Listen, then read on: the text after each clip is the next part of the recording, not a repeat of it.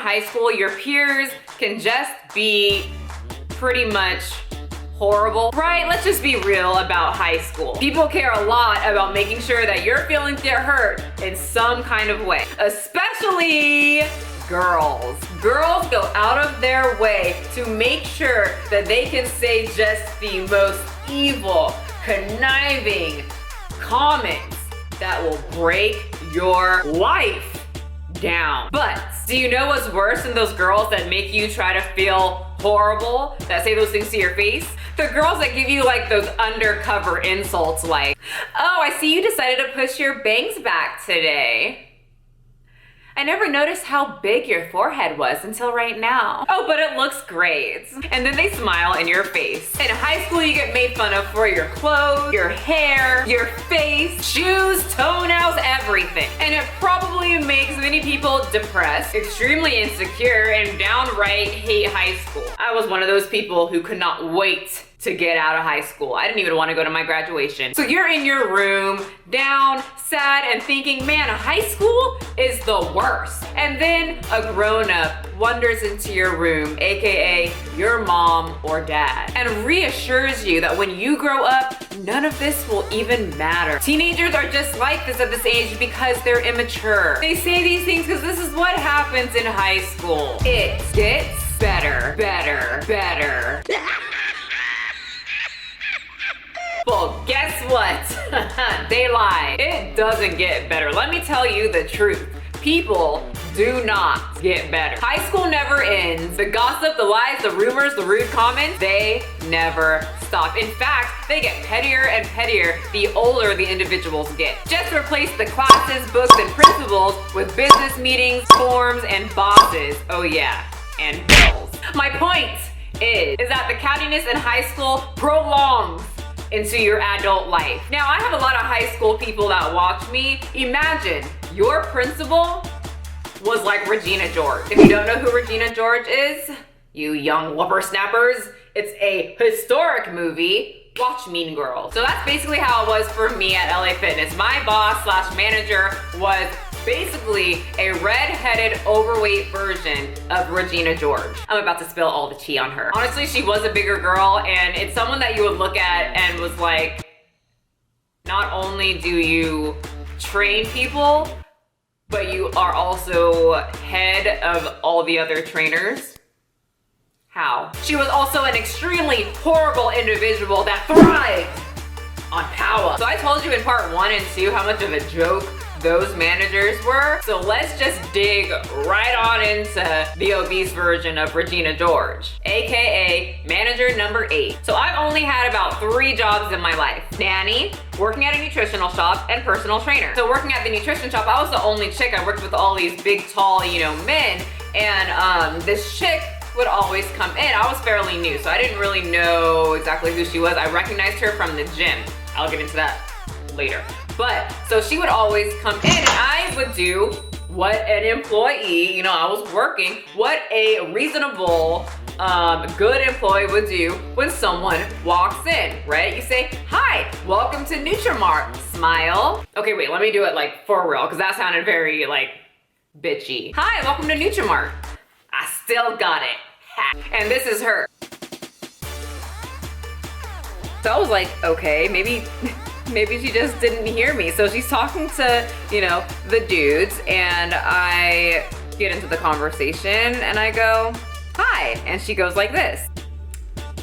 Every time she would come in, she would intentionally ignore me. You know how a lot of girls will do that in high school? Like they'll intentionally ignore someone, in high school, except she was like 38. Okay, so obese Regina George also worked out occasionally, at the time that I would work out at the gym. And when she was there and I was there, she would stare at me, pissed the F off. And I've never really had a deep type of conversation with this girl to make her hate me so much. So fast forward to me working at LA Fitness for about 2 years now. I've had 7 bosses, and the 7th boss has just been let go. So we get word that the new boss is a female. So I'm pretty excited to finally have a chick. I think things are gonna be great.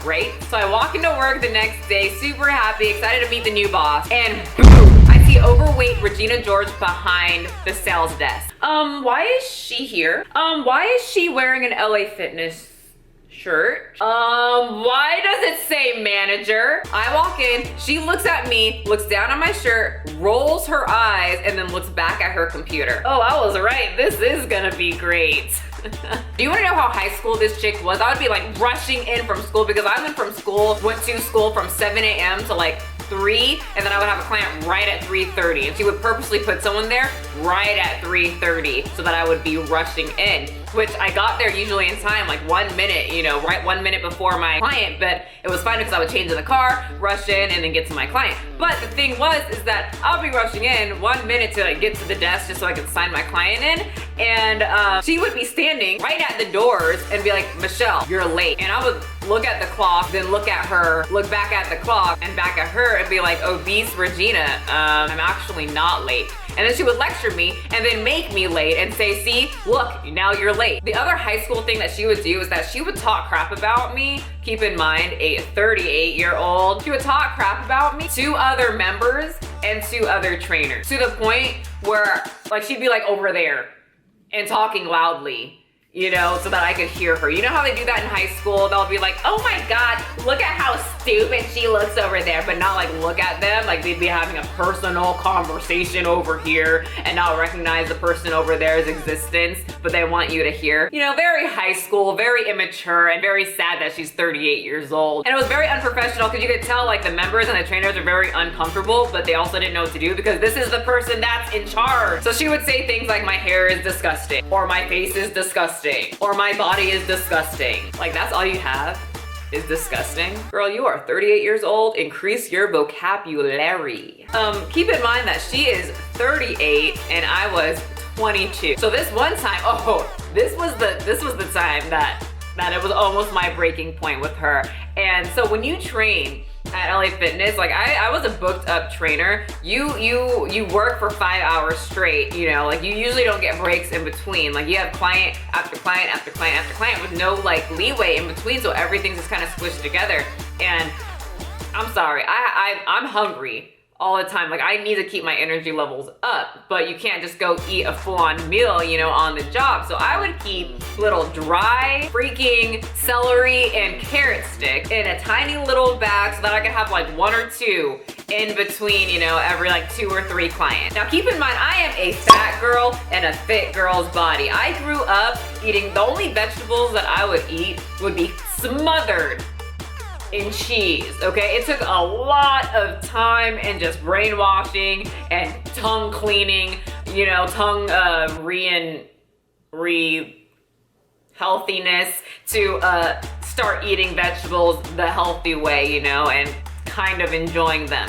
But I hate carrots and I hate celery, but those were the things that were kind of easier to eat, you know, and package and like let sit underneath the desk in a tiny little corner, not taking any space up. I mean, it's like this small. I get very dizzy and lightheaded if I go too long without eating. So this is something that I would always do. I worked there for 2 years. I've never had an issue. So I go back there, I'm putting some carrot sticks in my mouth real quick, and I hear, Michelle! I like knocked my head underneath the bottom part of the desk. So I come out from underneath the desk and I start looking up and I see obese Regina George, and our little ray of sunshine says, LA Fitness does not allow food on the floor, no exceptions. And she walks off. And get this woman, this grown woman decides to take time out of her day and write me up for eating a damn carrot stick. One of the other trainers was like, she can do that? Oh yeah, she can do that. She's the manager. She can write up whatever she wants. And she did. If a client canceled and I wanted to go get something quick to eat really quick, you know, I would have like either my carrot stick or a protein bar in the back. So I would go to the back.